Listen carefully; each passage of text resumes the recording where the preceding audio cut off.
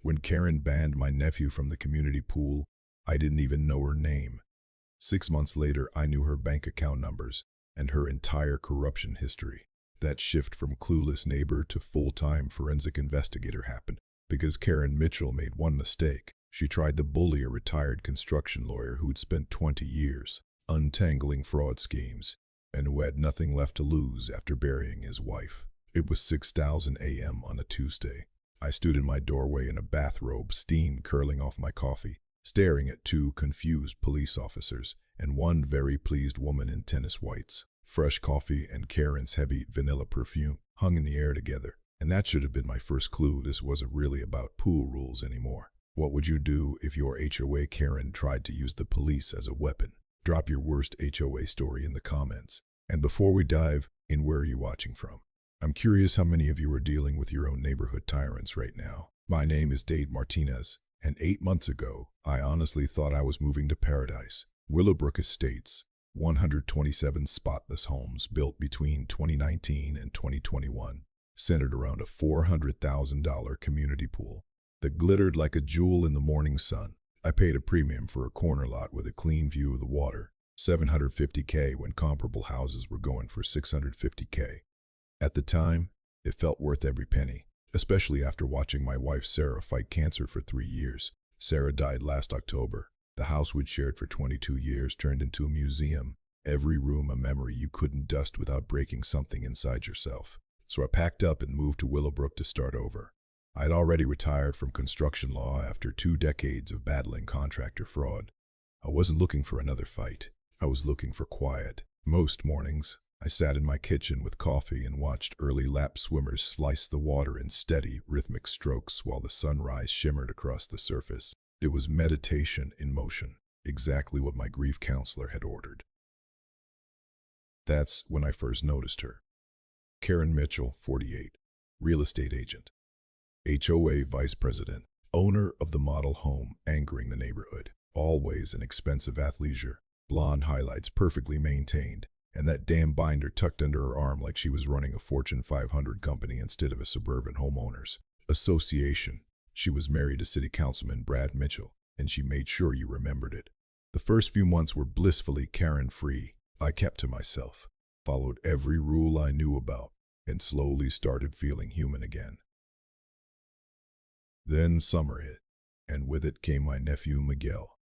Miguel was 16, my brother's kid from Phoenix, sharp as a tack, headed to engineering school in the fall, and the closest thing to a son I'll ever have.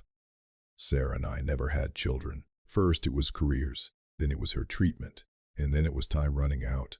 Miguel spent the summer with me, working at the local hardware store and keeping his old uncle company. The trouble started on a Tuesday in June. Miguel invited 2 friends from his summer job over for a pool day.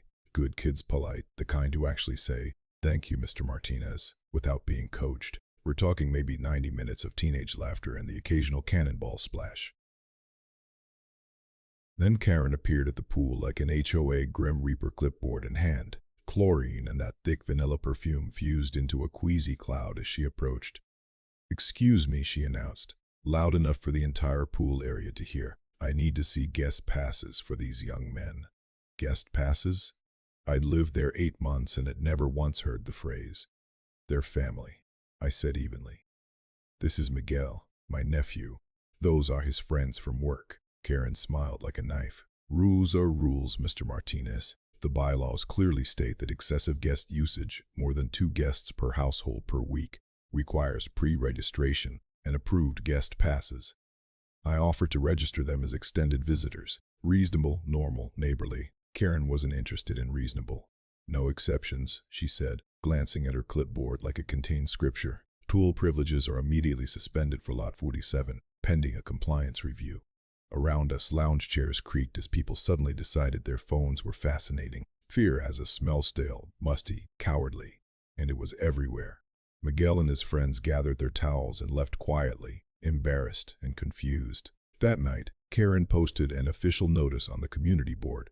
"Pool Perivali Jayas, suspended for Lot 47, pending compliance reeve." At the weekly HOA meeting, she made a point of announcing it with theatrical disappointment. like I'd personally stabbed community standards in the heart. Sitting in that basement community center surrounded by tense neighbors and the sour scent of old coffee, I realized something. This wasn't about pool rules. It was about control, about power, about putting the newcomer in his place. And Karen had just made her first mistake. She'd picked a fight with someone who'd spent 20 years dealing with bullies who hide behind contracts and fine print. So I dusted off some old skills. Karen escalated fast. 3 days after the pool incident, an official letter showed up in my mailbox, certified mail. Because she loved drama, she'd scheduled a compliance hearing with the HOA board and gave me exactly 48 hours notice. The hearing was set for Thursday at 7 p.m. Thursday was Sarah's birthday. I planned to visit her grave, bring the sunflowers she loved, and sit with her for a while. Tell her about Miguel. Tell her how proud she would be. Instead, I read Karen's letter. It cited violations I supposedly had. Trash cans visible from the street. They weren't. Lawn height exceeding 3.5 inches. I'd measured 3.2. And my favorite, failure to maintain community harmony through appropriate guest management. That night, I did what lawyers do when someone swings at them with paperwork. I read the fine print, every page of the HOA documents I'd signed at closing. The original community charter. Everything. Construction law teaches you the devil lives in the details. And Karen, in her arrogance, had handed me a map. On page 47 of the charter, I found gold. Reasonable accommodation shall be provided for family gatherings and multi-generational household activities. Karen's guest pass crusade directly contradicted the foundation she claimed to enforce. Even better, her certified letter violated at least 3 procedural requirements. Not enough notice, no specific bylaw citations, and scheduling in what any reasonable person would recognize as a family emergency time frame. Thursday evening, I walked into Karen's dining room because apparently official HOA business was conducted in her private residence, with a manila folder packed with highlighted, tabbed documents. Her lavender air freshener hit like a chemical wall. For a second, I wondered what people try to cover when they make a room smell like that. The board looked uneasy. Jim Walsh, the HOA president and a recently retired high school teacher, kept shifting in his chair. Maria Santos, the treasurer and no-nonsense accountant with a stare that could audit your soul, took notes like she was building a case. Karen's husband, Brad, wasn't there, smart enough to keep plausible deniability. Karen opened with a PowerPoint presentation, actual slides, property values, standards, our way of life. Every third slide hinted at certain residents who didn't fit. When she finished her performance, I stood and placed my folder on the table. Before we proceed, I said, I need to note several procedural issues. I went through them one by one. HOA business can't be conducted in a board member's private residence without proper community notice. 48 hours notice violated bylaws requiring 7 days for compliance hearings. Her letter cited violations without tying them to specific bylaw language. Jim Walsh blinked. Dave, are you saying this hearing isn't valid? I'm saying if we're going to enforce rules, I replied, we should follow them ourselves. Then I opened to the highlighted charter. Also, the foundational document states, reasonable accommodation shall be provided for family gatherings and multi-generational household activities. My nephew's pool day was 2 Friends Falls. Squarely under that. Karen's cheeks reddened. That language is outdated. We've updated our policies. It's not about respect, Karen. The charter can only be modified by a community-wide vote. Has there been such a vote? Silence. Maria looked up from her notes and shook her head. And here's where Karen made the mistake that changed everything. Instead of backing down, acknowledging the procedural mess and rescheduling properly, she went personal. Maybe Mr. Martinez is struggling to adjust after his recent loss, she said, voice sweet as poison. Perhaps the stress of learning new rules is overwhelming. The room went cold. Even people who usually nodded along with Karen looked uncomfortable. I gathered my documents slowly. Thank you for your time, I said. I'll be reviewing our charter more thoroughly. We'll be in touch. The vote was 4-2 to uphold the pool ban, with Jim Walsh and Maria Santos dissenting. But something shifted. Karen had shown her real face, and the board had seen a glimpse of what they'd empowered. That night, I opened my laptop and started the kind of research I hadn't done since my last major construction fraud case. HOA formation documents, municipal filings, Karen's real estate transaction history. Public record is a gold mine if you know where to dig. By 2 a.m., I found my first loose thread. Karen Mitchell had been the exclusive sales agent during Willowbrook's construction phase. Exclusive arrangements like that rarely come without incentives. Time to find out exactly what those incentives were. Karen didn't wait for me to breathe. Within a week, she rolled out a neighborhood watch patrol. 3 residents with clipboards and cameras roaming the streets documenting every minor deviation from HOA rules. Suddenly, people got violations for things that had been ignored forever. Basketball hoops stored in garages but visible through windows. Garden gnomes exceeding the 2 decoration limit. Christmas lights still up in July. And me? I got special treatment. Daily drive-bys. Photos from multiple angles. Printed warnings tucked under windshield wipers of anyone who visited my house. Miguel jubbed Karen was stalking us, but I could see it wearing on him. A 16-year-old shouldn't have to worry that existing will get his uncle punished. The intimidation worked on the neighborhood too. Fear spread fast. Neighbors who used to wave stared at their phones when I walked by. The lines hardened. Newer residents rallied behind standards, while original homeowners whispered complaints in grocery store aisles. That's when Maria Santos approached me after one of my morning walks. She glanced around like we were about to rob a bank. "Dave," she said quietly, "we need to talk. There are things in this HOA's finances that don't add up." While Karen played security guard, I did what construction lawyers do. I followed the money. I installed discrete security cameras around my property legal where I lived, at least as I understood the rules, and started logging Karen's patrol schedule. Every drive-by, every photo, every intimidation tactic, time-stamped and saved. One thing most people don't realize, HOA enforcement typically requires written warnings before penalties. Karen's instant punishments and verbal harassment weren't just obnoxious. They were procedural landmines. 1-sentence takeaway: document everything, because board members can end up personally exposed when they ignore their own rules. I also started quietly comparing notes with Jim Walsh and Maria Santos. Turns out I wasn't the first resident Karen had targeted. Jim told stories about families who'd moved away rather than fight her. Maria hinted at financial irregularities, but said she needed time to assemble proof. Then came the pool incident that changed the temperature of the whole neighborhood. It was a Friday afternoon. Miguel and his friends waited for designated family hours. They did everything right. They were being quiet, just teenagers cooling off. Karen arrived with her clipboard and 2 patrol volunteers like some kind of HOA SWAT team. "Exit the pool immediately," she called out. "Lot 47 remains under suspension." The boys complied without a word. Miguel had coached them not to escalate. Karen wasn't satisfied with compliance.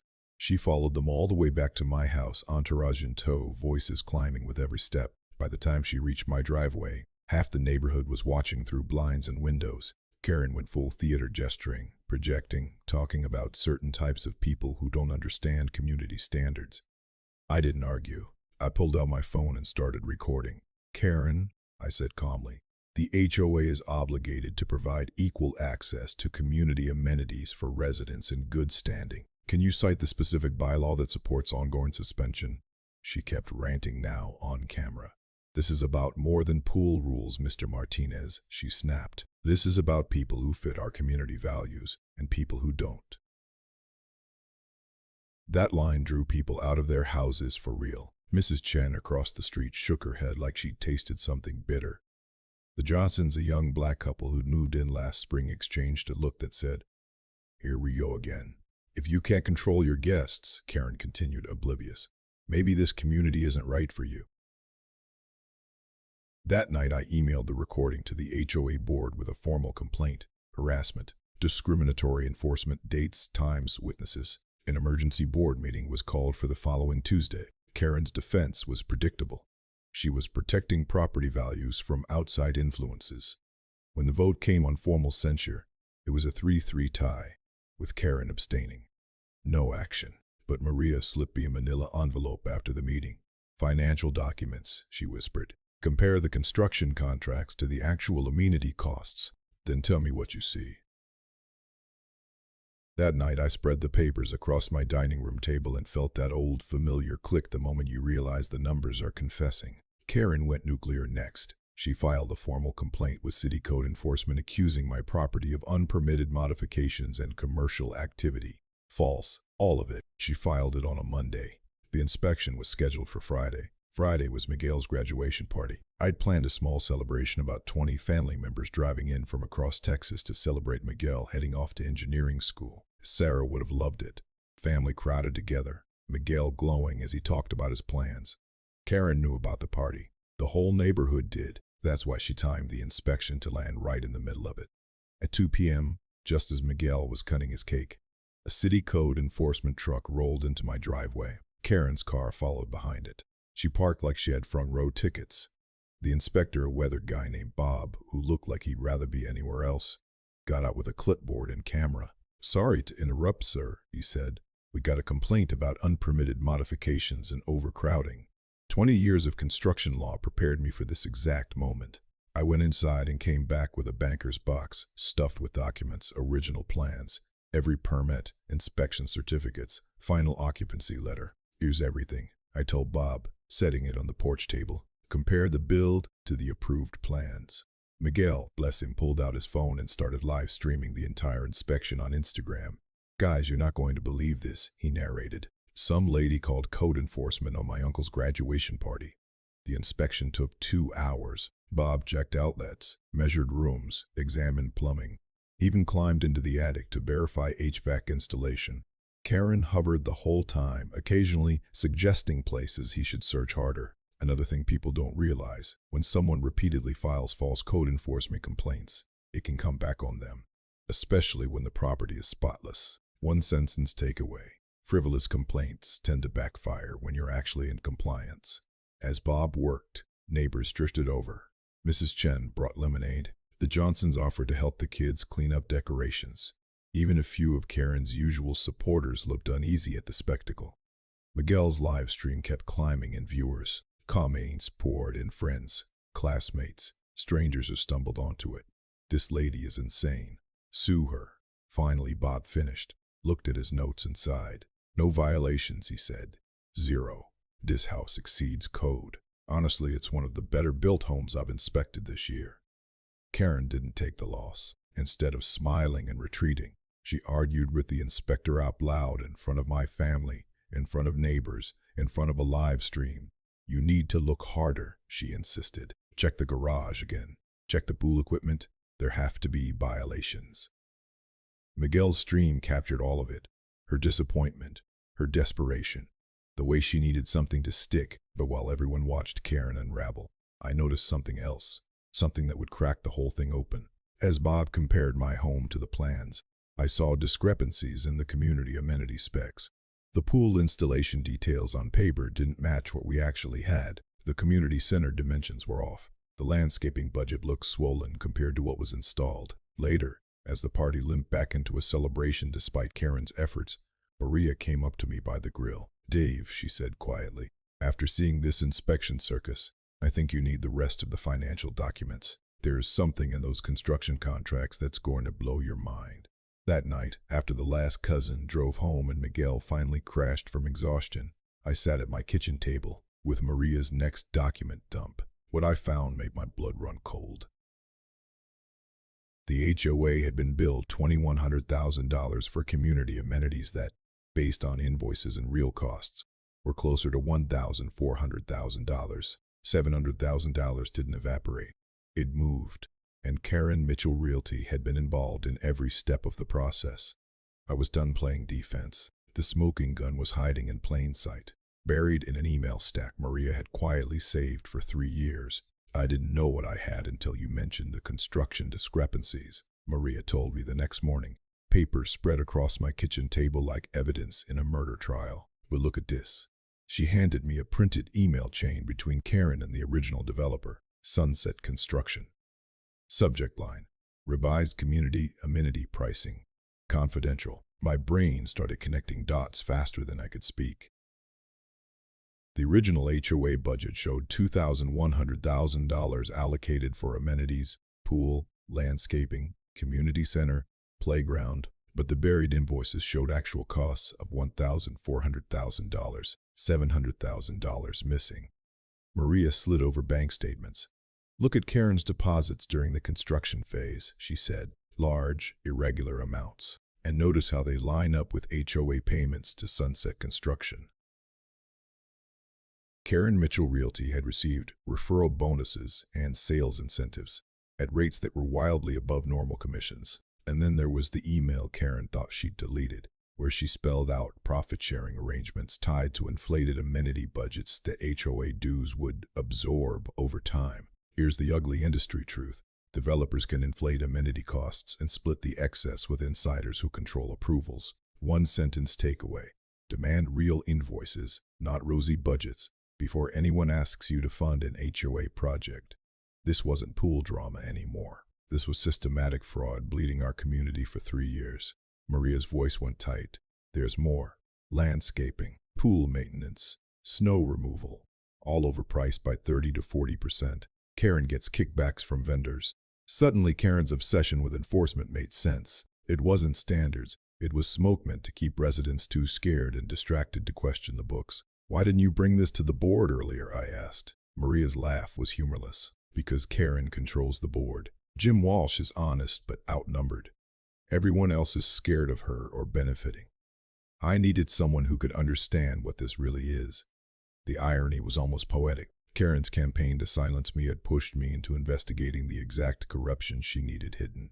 "What's our next move?" Maria asked. I looked at the spread of evidence emails, bank records, invoices, a 3-year pattern totaling more than $700,000, and felt my old lawyer self wake up for the first time since Sarah died. "We are going to give the community exactly what Karen's been trying to prevent," I said. "Full financial transparency. Every resident deserves to know where their money went and who got rich. And if she tries to stop us, then she adds obstruction to the pile." Karen had picked the wrong retired construction attorney. Time to build a case that could survive criminal court. Building a criminal fraud case takes 3 things: evidence, allies, and patience. I'd spent 2 decades practicing all 3. Step 1. Assemble the team. Maria Santos brought access, numbers, and inside knowledge. Jim Walsh brought legitimacy and a moral backbone the neighborhood trusted. I brought 20 years of construction law and a working understanding of how fraud actually operates.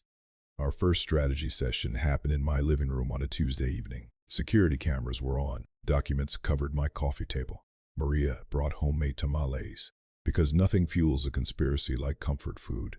"This isn't random theft," I told him, pointing to a timeline I'd built. "It's a long-term embezzlement setup with 3 income streams: inflated construction costs, overpriced service contracts, and kickbacks disguised as commissions." Jim Walsh stared at the numbers. $700,000, that's almost $6,000 per household.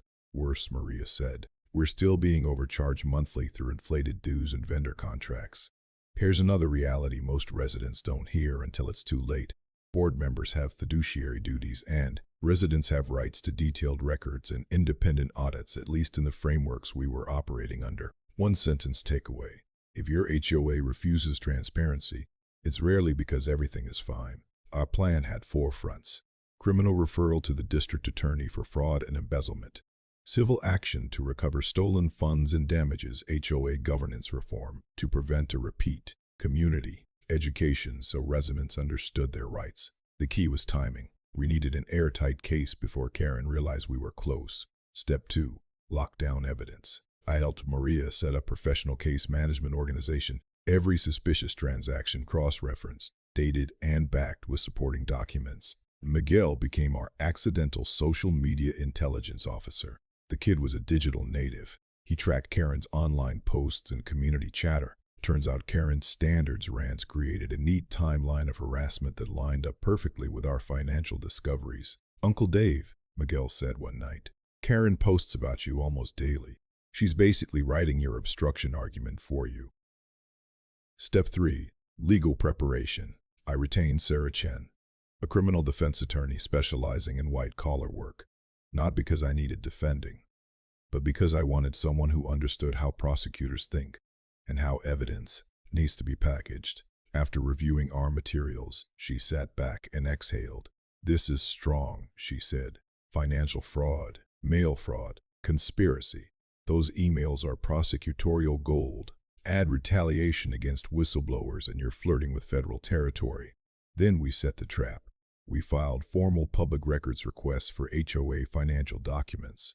Totally legal, totally within our rights as residents.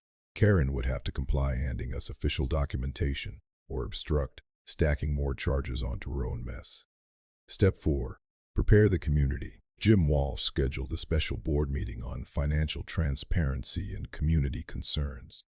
The agenda sounded harmless.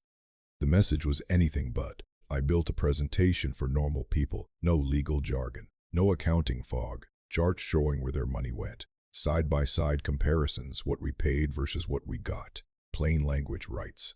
The goal isn't to drown them in details, I told Maria and Jim. It's to make them see they'd been robbed and that they can do something about it. By the time we were ready to go public, we had enough evidence to make a prosecutor smile and enough community support that Karen couldn't isolate us with fear.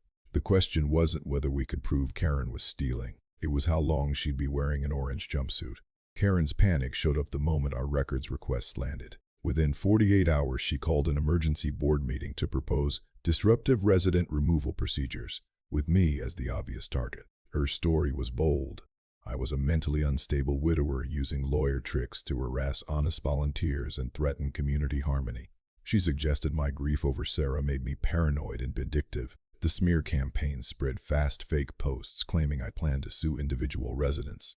Whispers about my mental state, warnings that my harassment would drive up insurance costs. And then the dog whistles. They'd talk about community values, our way of life, and certain residents who didn't fit. Never explicit, too calculated for that, but the meaning landed exactly where she intended. I didn't argue online. I didn't clap back. I documented. Bullies escalate when they stop getting results, and escalation creates mistakes. The meeting she called was packed. Standing room only. The air smelled like nervous sweat and burnt industrial coffee. Karen presented a proposal. Disruptive behavior penalties, including fines up to $1,000 for residents who undermine community harmony through frivolous complaints or intimidation of volunteers.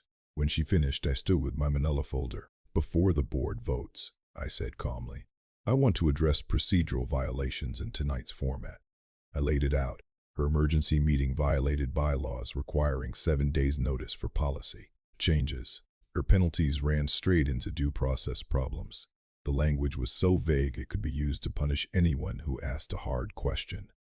Then I opened my folder wider. I also have documentation of a 3-year pattern of harassment against residents who request financial transparency. The room went silent as I displayed time-stamped records. Her patrol drive-bys, photos, intimidation of visitors, the code enforcement stunt time for my family party. Jim Walsh and Maria Santos openly backed me. Karen's illusion of unanimous board control cracked in front of everyone. Under pressure, Karen snapped. This is exactly what I'm talking about, she shouted. Mr. Martinez uses lawyer intimidation to silence board members who are trying to protect this community from people who don't understand our standards. I kept recording and let her talk. After the meeting, where Karen's proposals were voted down 5-2, she cornered me in the parking lot. She didn't know my phone was still recording. Look, Dave, she said, dripping with fake concern, maybe we can work this out. The HOA budget has flexibility. We could cover your pool maintenance, maybe help with landscaping, if you just drop these complaints and let the board handle things quietly. Bribery. On tape. With witnesses nearby. That's generous, I said carefully, but transparency benefits the whole community, not just me. Her face hardened. If you don't back off, you'll regret it, she hissed. This community has ways of dealing with troublemakers, and my husband has friends in city government who don't appreciate residents who waste municipal resources. Threats. Also on tape. The next morning, Karen filed a false police report claiming I'd threatened her in that parking lot conversation. She timed it for maximum visibility right as I was having morning coffee, so the patrol cars would roll in like a neighborhood announcement. But she'd finally made the mistake I'd been waiting for. She weaponized law enforcement with a false complaint, and I had the recording to prove it. At 6 a.m., when the officers stood on my porch with Karen hovering behind them in tennis whites, I was ready. "Officers," I said, calm as I could manage, "I believe you're here because of a complaint from Karen Mitchell. Before we go further, I'd like you to hear the conversation she's reporting." I played the audio. The officer's expression shifted from cautious to stunned to visibly irritated. Nothing makes law enforcement angrier than being used as a prop in someone's personal vendetta. "Ma'am," Officer Rodriguez told Karen, "filing false reports is a criminal offense. We strongly advise you to reconsider any future complaints unless you have actual evidence of criminal activity." Karen was past rational. With her financial scheme unraveling and her grip on the neighborhood slipping, she went scorched earth. She filed a complaint with the city attorney's office claiming I was threatening community safety and using legal intimidation to undermine legitimate governance. She tried to freeze HOA accounts, to block access to records, using ongoing legal threats as cover. When that failed, she pushed emergency votes of no confidence against Jim Walsh and Maria Santos, claiming they'd been compromised. She needed a compliant board installed before the criminal investigation could get traction. The community split the way these things always split. Newer residents, scared of legal costs and trained to respect authority, leaned toward Karen's stability story. Original homeowners, people she'd targeted before, and anyone who cared about the money, backed us. Most residents just wanted it to stop, regardless of who was right. Then local media lit the match. Channel 8 News picked up Miguel's viral code enforcement live stream and started digging into HOA power abuse in suburban communities. Overnight, Willowbrook's drama became a public example of what unchecked authority can do. While Karen did frantic damage control interviews, I filed a comprehensive criminal complaint with the district attorney's office, organized the way prosecutors like it: timeline, documents, invoices, bank records, recordings, pattern of obstruction. The DA's white-collar unit assigned Detective Sarah Chen to investigate. Within 48 hours, subpoenas went out for HOA financial records, developer contracts, and Karen's personal banking information going back 5 years. "This is substantial," Detective Chen told me. "Financial fraud, mail fraud, conspiracy, and now obstruction. Federal charges are on the table." For the first time, Karen faced consequences that weren't just neighborhood politics. Her real estate license went under review. Her husband's city council position drew heat. Defense attorneys weren't cheap, and her profits were about to be frozen. But cornered animals are dangerous, and Karen had one last card: property damage. My pool equipment mysteriously failed. About $3,000 in pump infiltration damage. My security cameras were tampered with, though not before capturing late-night visitors on my property. My home office window shattered from a stray baseball that somehow traveled 200 yards from the nearest field. The harassment expanded into reputation warfare. Coordinated calls to my former law firm claiming I was having a breakdown. Letters to the state bar suggesting I was abusing my law license to intimidate residents. Her final power play was an emergency push to dissolve the current HOA board and install a professional management company, conveniently owned by one of her real estate associates. But by then it was too late. The evidence avalanche couldn't be stopped. Security footage caught late-night sabotage. Phone records documented coordinated harassment. Detective Chen uncovered more kickback schemes in landscaping, pool maintenance, and snow removal contracts. Our community education campaign worked. 47 residents signed a petition demanding transparency. Blogs and HOA reform sites started citing our case.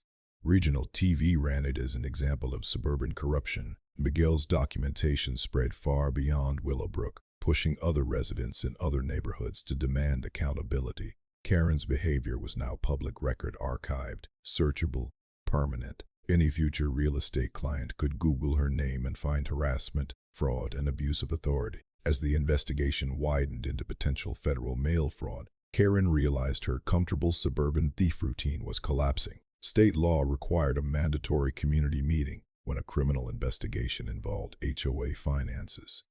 It was scheduled for the following Saturday. Everyone would be there: residents, media, law enforcement, Karen's criminal defense attorney, and one retired construction lawyer with nothing left to lose. Time for the final showdown. Saturday morning felt like a courthouse before a verdict. We met in the gymnasium of Willowbrook Elementary School. Because the community center couldn't hold the crowd, 89 of our 127 households showed up, along with Channel 8 News. Detective Sarah Chen, Karen's defense attorney, and enough live streams to threaten the school's Wi-Fi. The air smelled like industrial disinfectants, sweat, and anticipation. Karen sat at the front table with her lawyer, looking like she'd aged 5 years in a month. Maria, Jim, and I sat opposite with evidence boxes stacked like legal artillery. Karen opened with the expected move, victimhood. Her attorney had clearly coached her. She spoke in careful, wounded tones about being persecuted for volunteering, harassed by a man who can't accept legitimate authority. Mr. Toe Martinez has used his legal background to intimidate honest volunteers, she said, avoiding the cameras. This witch hunt is costing the community thousands in legal fees and destroying the harmony we've worked so hard to build. She painted herself as a public servant and me as an unstable widower bent on revenge. It was a strong performance, if you ignored the mountain of evidence 3 feet away. When she finished, I stood and connected my laptop to the projector. Courtrooms taught me one thing: visuals beat speeches. Before we argue about personalities, I said, let's look at numbers. Slide 1. Original construction budget, $2,100,000 for amenities. Slide 2. Actual construction cost, $400,000. Slide 3. The difference, $700,000, in red. This is money our community paid for amenities we never received, I said. That's nearly $6,000 per household that vanished during construction. Gasps rippled across the gym. Then I showed the ongoing overcharges. Pool maintenance 40% above market. Landscaping triple comparable providers. Snow removal contracts in a Texas community that sees snow maybe once a decade. Over 3 years, I continued. That's another approximately $200,000. Then Maria's preserved email filled the screen in 24-point font. Revised community amenity pricing confidential. Profit sharing arrangements for inflated amenity budgets. You could have heard a pin drop. This isn't a personality conflict, I said. This is documented financial fraud. Karen's composure shattered. Against her attorney's frantic head shakes, she stood and started yelling. Those emails are out of context, she shouted. I negotiated the best deals I could. If Dave Martinez wasn't so obsessed with destroying me because I enforced pool rules against his nephew, none of this would be happening.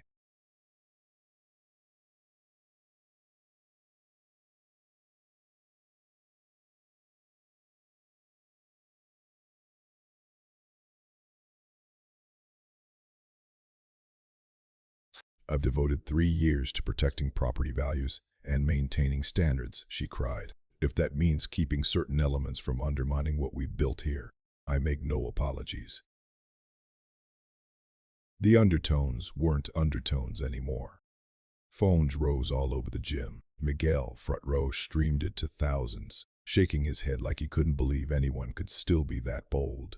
Detective Chen chose that moment to speak. The district attorney's office has filed criminal charges, she announced, including fraud, embezzlement, mail fraud, and conspiracy. This is now an active criminal investigation. Karen's attorney physically restrained her from responding, but it didn't matter.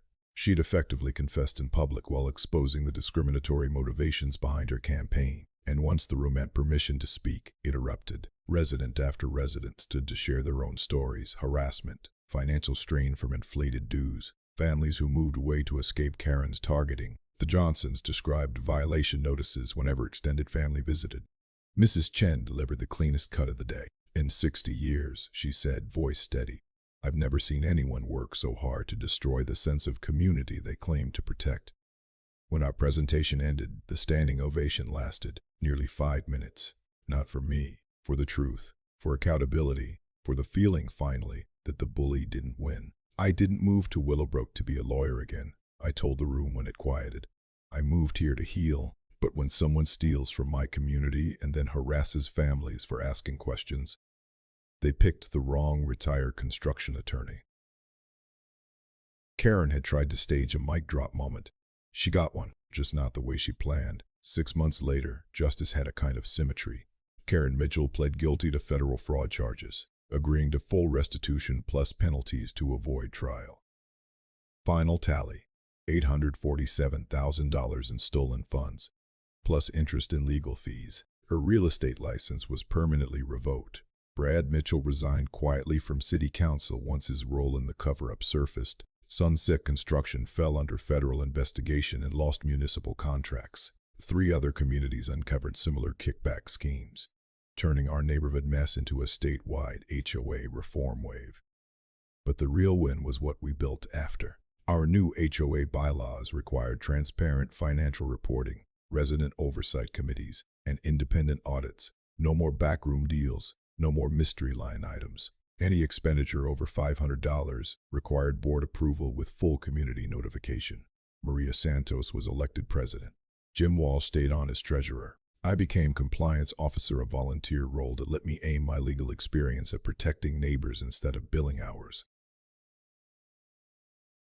The recovered funds changed Willowbrook. We used $400,000 to eliminate HOA dues for 3 years. Another $300,000 in funded real improvements, playground upgrades, walking trails, and a community garden that now supplies vegetables to the local food bank. The remaining $147,000 established the Sarah Martinez Memorial Scholarship for local students pursuing engineering degrees. Miguel was the first recipient. Watching him accept it, eyes wet, trying to keep his voice steady, hit me harder than any verdict ever had.